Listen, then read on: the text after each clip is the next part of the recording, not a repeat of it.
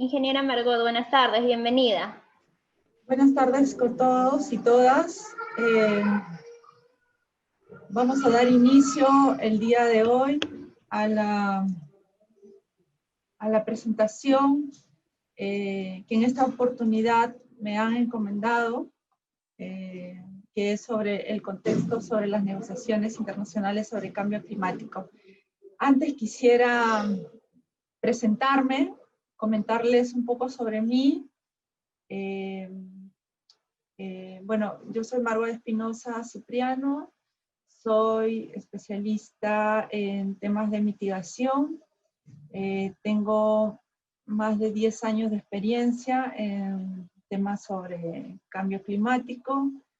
Inicialmente empecé los temas de cambio climático en el, en el 2006 aproximadamente, en el Ministerio de Energía y Minas, y luego me pasé al sector privado, donde trabajé con bastante énfasis en los proyectos de mecanismo de desarrollo limpio, que es lo que, una de las bases que, uno de los mecanismos que se estableció en el marco del protocolo de Kioto para hacer lucha al frente al cambio climático. Y luego finalmente, ahora me encuentro laborando en el Ministerio del Ambiente, en la Dirección de Cambio Climático y de Certificación, y me encuentro encargada de la elaboración de los inventarios nacionales de gases de efecto invernadero. Entonces, esta experiencia me permite contarles a ustedes en esta oportunidad cómo es que los procesos, cómo se han desarrollado los procesos de negociaciones internacionales sobre cambio climático, qué es lo que ha ido, cómo ha ido evolucionando en el tiempo y en la etapa en la que nos encontramos, ¿no? Entonces, sin más preámbulos, quisiera conocerlos también a ustedes, saber quiénes vamos a participar de este conversatorio, ¿no? Quisiera que esto sea algo flexible entre nosotros, que sea de su agrado, no una clase rígida, sino algo más en la que podamos disfrutar tanto ustedes como yo en este compartir de experiencias, ¿no? Entonces me gustaría que estuviéramos relajados y podamos iniciar estas 2 horas que tenemos para poder compartir la experiencia que tenemos en este tema sobre negociaciones internacionales. Ahí es visible, ingeniera. Listo, muchísimas gracias. Y disculpen por los minutitos de... hice la presentación mía, así que les agradecería si los participantes también pudieran presentarse y contarme de repente un poquito a qué se están dedicando, cuál es su labor, en qué están trabajando, cuál es su interés, de repente son estudiantes o de repente algún interés por el tema laboral es que están tomando este curso, ¿no? Muchas gracias.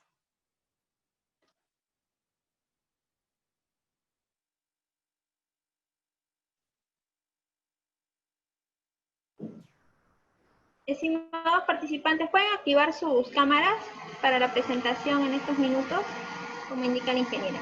¿Sí? Muy bien.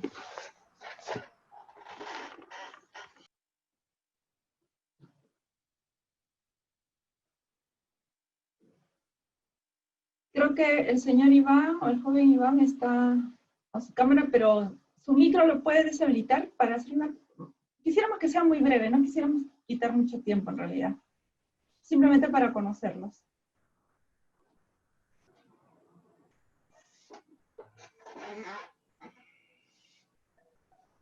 Ingeniera Roxana tiene activo el micro y la ingeniera Fabiola. Y a ver si podemos iniciar con una de ellas.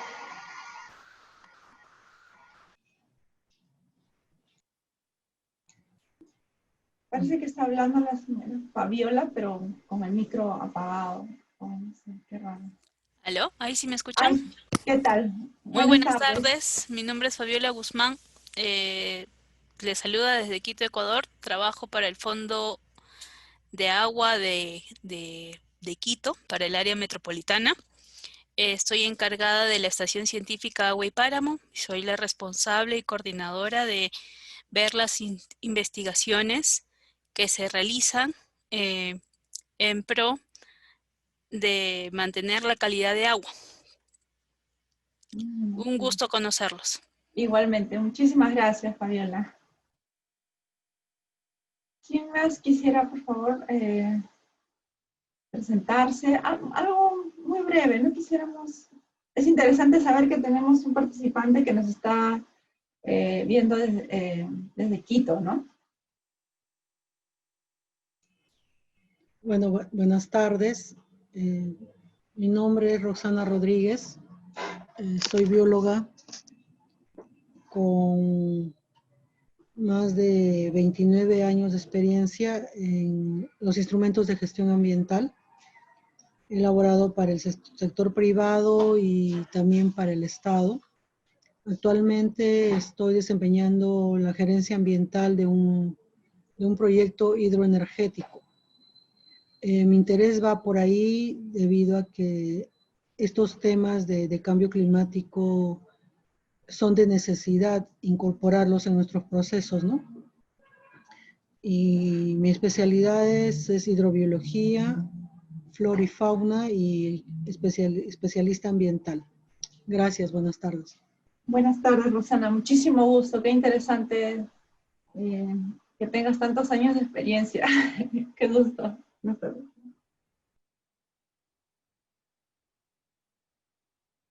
¿Quién más se anima? Hola, buenas tardes. Buenas tardes con todos y con todas. Un gusto estar compartiendo con ustedes. Mi nombre es Iván Vázquez, soy especialista en gestión de riesgo de desastres y también adaptación al cambio climático. Ahora trabajo en la Superintendencia Nacional de Servicios de Saneamiento, muchos años también trabajando en el Instituto Nacional de Defensa Civil. Fui responsable un buen tiempo porque se organicen los simulacros de sismos y antesismos y tsunamis a nivel nacional, y el tema de planificación. Soy de formación físico, tengo una maestría culminada en geofísica en la Universidad de San Marcos, soy experto en teledetección y sistemas de información geográficas y planificación para la gestión del desarrollo. Muchas gracias, Iván, qué gusto.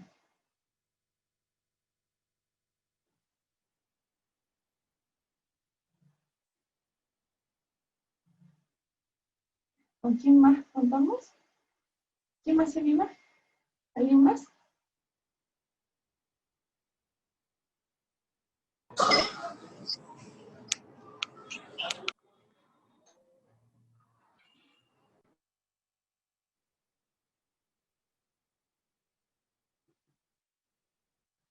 Bueno, veo a Isabel y a Lisette Sáenz. No sé si quieran presentarse. En todo caso, tengo sus nombres, o más adelante también podrían, en una intervención tal vez podrían hacer su presentación si es que en el momento no lo pueden hacer, ¿no? Entonces vamos a iniciar. Voy a dejar de compartir el video para que no haya interferencias por el internet. Okay. Vamos a iniciar. Ay, se colgó. Okay. Como les había comentado, el día de hoy vamos a hablar sobre el contexto sobre las negociaciones internacionales sobre el cambio climático y los temas que vamos a tocar para poder abordar este gran y complejo y amplio tema sobre negociaciones. Lo vamos a hacer en 4 partes.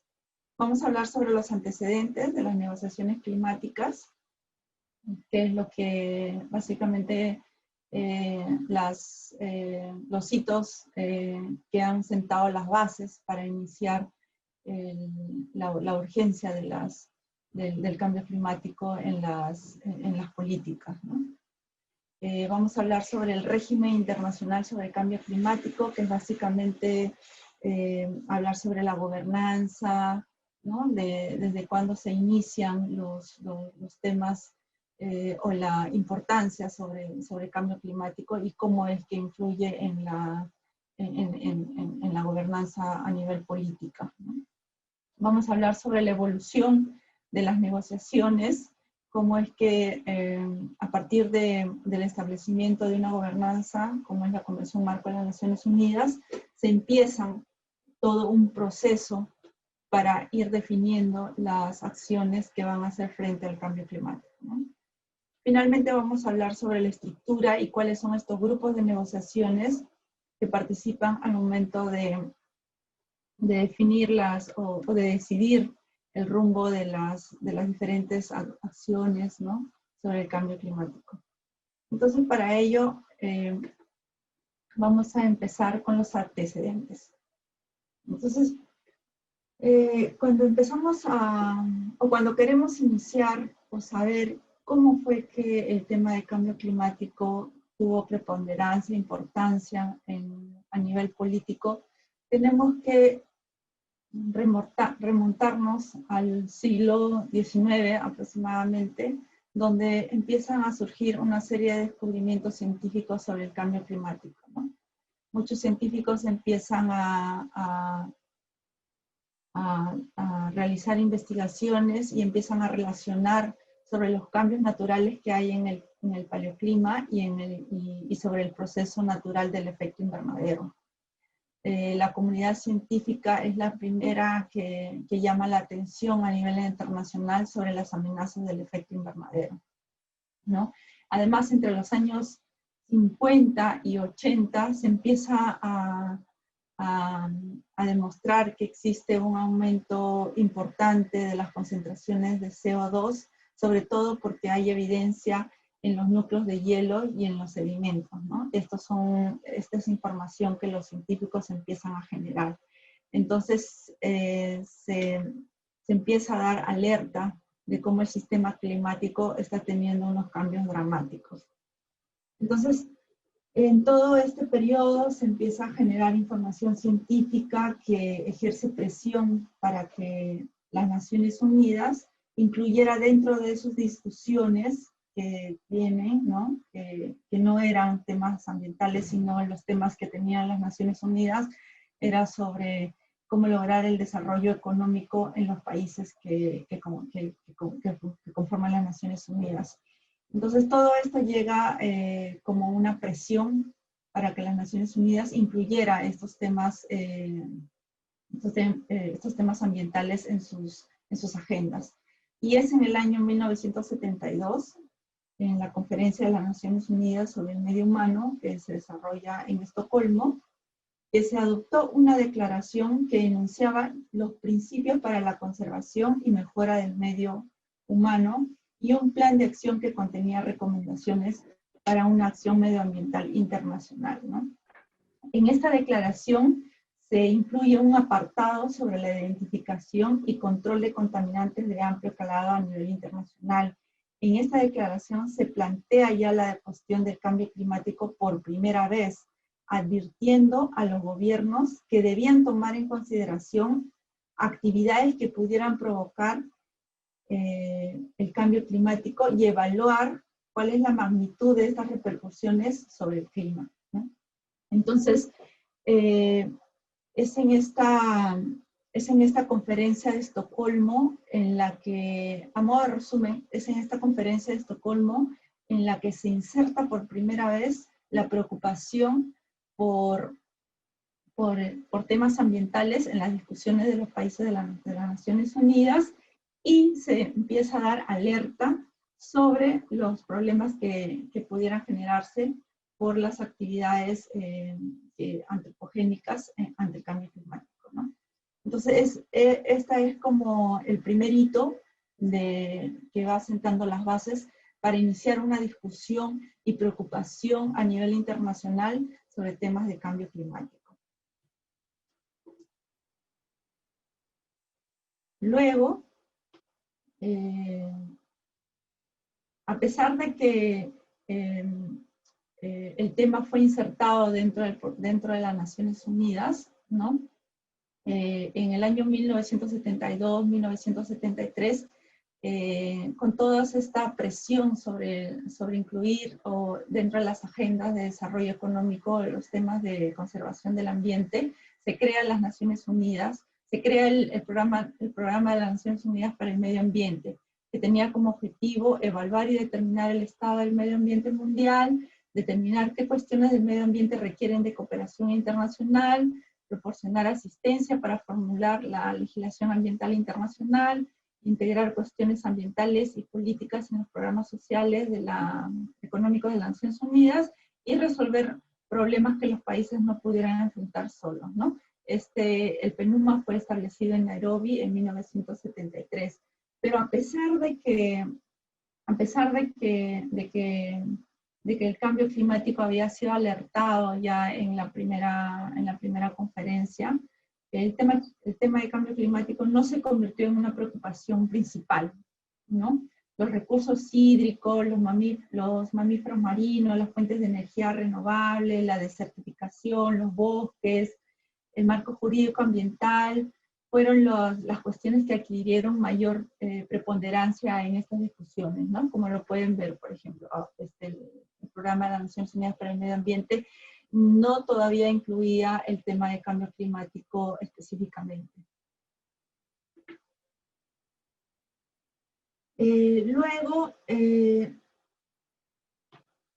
las discusiones, las decisiones siguen avanzando a nivel internacional y luego en el año 1987 se forma la Comisión Mundial del Medio Ambiente y del Desarrollo.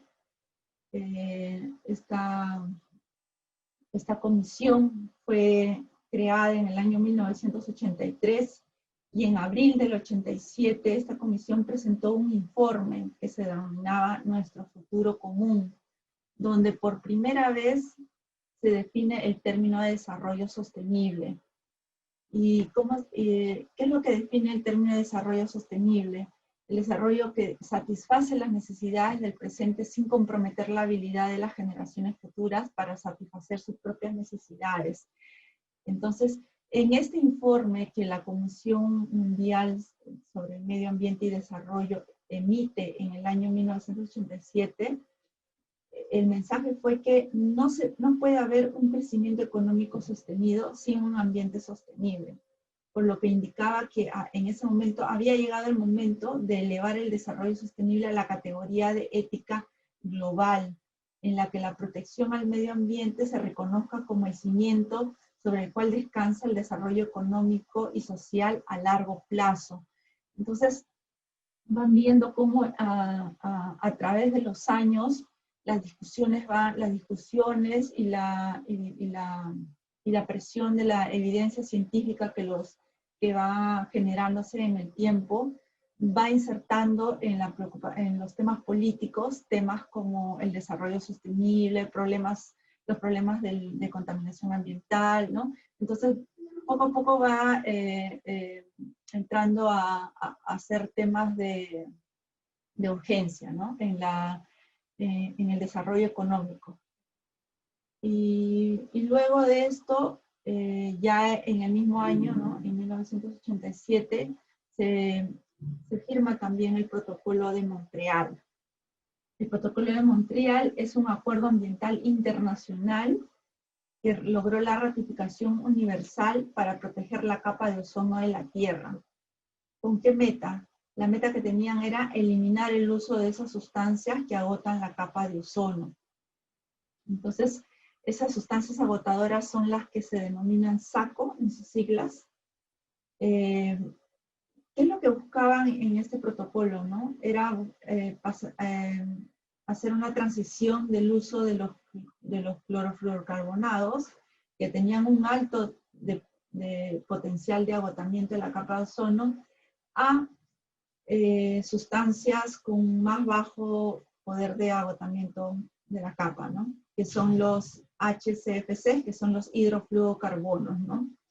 Y esta transición lo que buscaban era eliminarlas totalmente, porque traía consigo no solo problemas, o sea, no solamente el hecho de que la capa de ozono se iba reduciendo, sino que las implicancias de esto, ¿no? Las implicancias eran que los rayos ultravioletas pasaban directamente y estaba generando un problema a nivel de salud, ¿no? Porque se empezaron a asociar con las enfermedades de cáncer a la piel. Entonces, este protocolo fue exitoso porque existió un fondo multilateral para la eliminación de estos gases refrigerantes. Este fondo se desembolsaba dinero a los países para que pudieran hacer la transición a otros gases que tuvieran menor poder de agotamiento de la capa de ozono, ¿no? Y como les comentaba, uno de los motivos principales para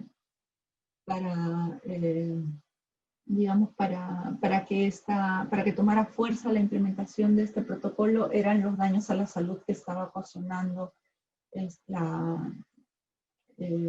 los rayos ultravioleta que ingresaban con mayor intensidad a la atmósfera, ¿no? Entonces, este protocolo sirve como un ejemplo excepcional de cooperación internacional porque fue exitoso. Y las discusiones de la capa de ozono abren también la discusión científica sobre el efecto invernadero y el calentamiento global. ¿Por qué?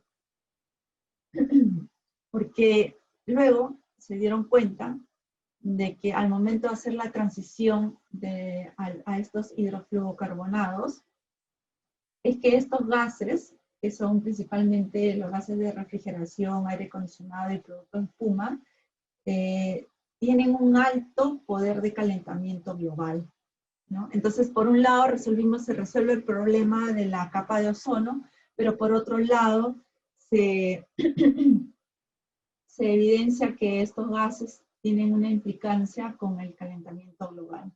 Es por eso que no lo he puesto en la diapositiva, pero se lo menciono, es que en el año 2016 se establece la enmienda de Kigali. ¿Y qué es la enmienda de Kigali? La enmienda de Kigali es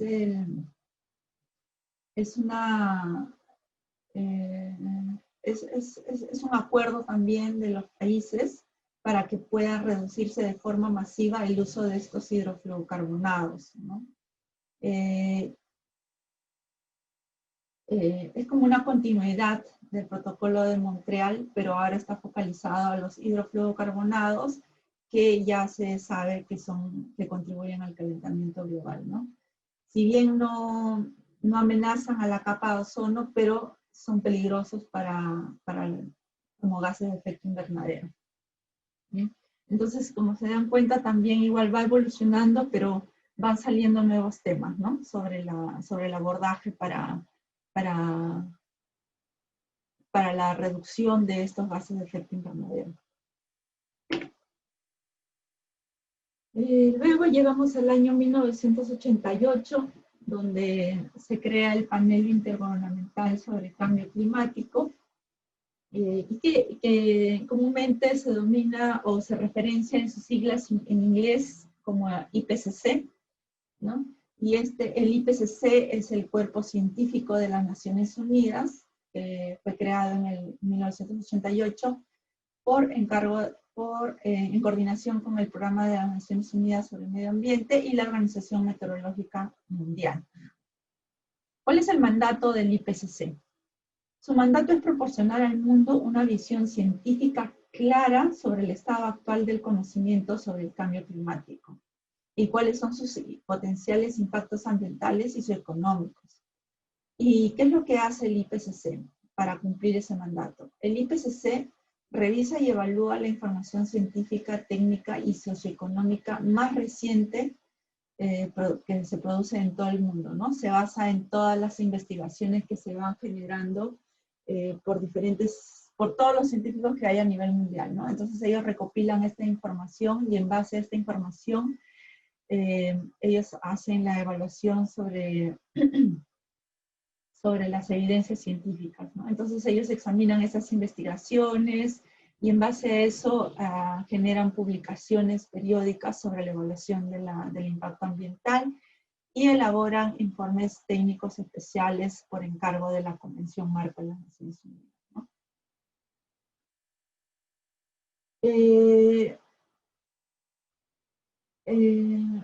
Finalmente, como han ido viendo, ¿no? A través del tiempo ha ido abordándose de una forma más específica y como lo que me olvidé. No,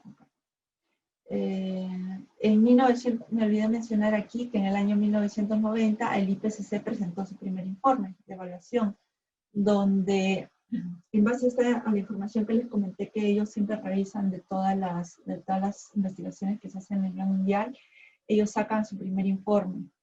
Y en ese informe se afirma que el calentamiento global se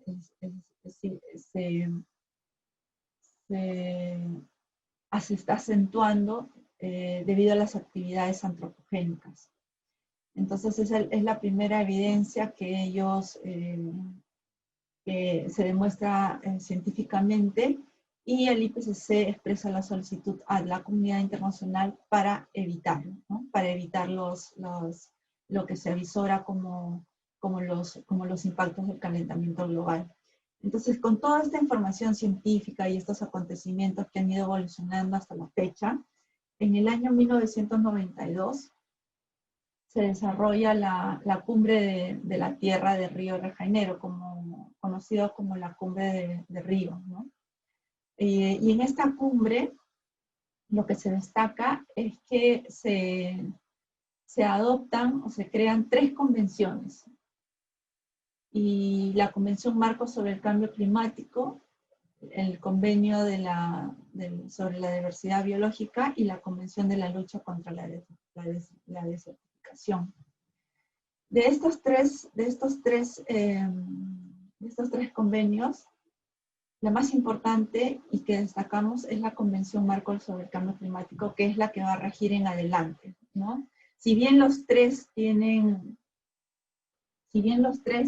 están intrínsecamente, tienen sinergias, se destaca la convención porque es la que en adelante va a regir todas las negociaciones y las decisiones para poder hacer frente al cambio climático.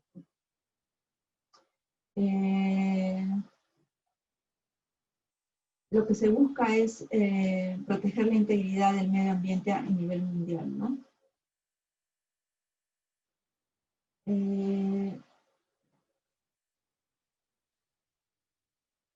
Me faltaba mencionar aquí también que además de estas 3, ahora también se ha incorporado la Convención de Ramsar, ¿no? Sobre los humedales. Bueno, hasta aquí les he mencionado básicamente los hitos, por decirse, ¿no? Que en el tiempo se han ido generando y que han ido empujando a que el tema de cambio climático se eleve a nivel internacional y que sea parte de la política de gobierno de los países como una preocupación por los efectos que pudieran tener el cambio climático en las economías de los países, ¿no? Entonces ahora lo que vamos a tocar, o lo que nos toca ir entrando más a detalle, es cómo esta preocupación que ya caló a nivel político internacional se va desarrollando, ¿no? Entonces, para eso tenemos que hablar, como les comentaba, sobre la Convención Marco de las Naciones Unidas, ¿no? La Convención Marco sobre las Naciones Unidas, como les había comentado, es un acuerdo internacional que ha sido adoptada en mayo de 1992 y que entró en vigor en 1994. ¿Cuál es el objetivo de esta Convención Marco? El objetivo principal es lograr la estabilización de las concentraciones de gases de efecto invernadero en la atmósfera a un nivel que impida interferencias antropógenas peligrosas en el sistema climático. Y este nivel debería lograrse en un plazo suficiente como para permitir que los ecosistemas se adapten naturalmente al cambio climático y se asegure que la producción de alimentos no se vea amenazada y permita a los países un desarrollo económico que se prosiga de manera sostenible, ¿no? Entonces, a la fecha, los países que forman parte o que han ratificado la Convención Marco de las Naciones Unidas son 197, ¿no? Y en este link que figura en esta parte, en ese link ustedes pueden entrar y ahí van a poder ver, por ejemplo, quiénes son los países que forman parte de la convención y cuál es su estatus de ratificación, ¿no? En nuestro caso, nuestro país, por ejemplo, la convención lo firmamos en el año 1992 y la ratificación lo hicimos en el año 1994.